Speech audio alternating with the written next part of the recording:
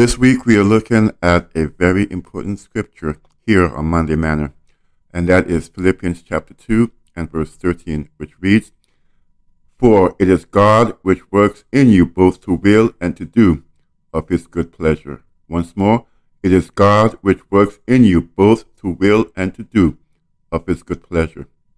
So why is that so very important for us to know? Because so many of us struggle with the sin problem.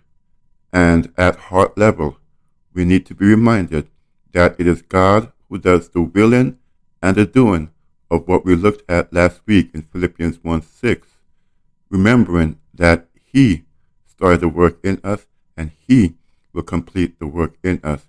If we see problems in our lives, if we see situations and circumstances that are causing us to not be where we think that we ought to be at a certain stage in life, remember that our goal ultimately is to see his face. And if one day you wake up and you realize, wait a minute, I'm very far from the mark, remember these words. It is God who is to be doing the work in you. Because you see, that day you wake up, you may just take out your little black book and start to do a checklist. And that is never good. That just breeds ceremonialism, legalism.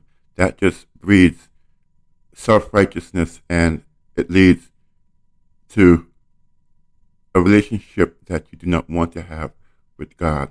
So allow him to do what he said he will do in these verses.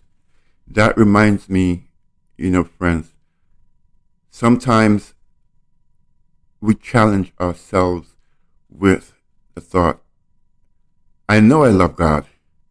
I know I want to serve him, but I'm just struggling so hard with sin. I always tell people that's a good thing, because the word struggle means to fight. It's as if you were drowning and your arms are still flailing. You're still kicking against the water. You're struggling. You're not resigning yourself to your fate.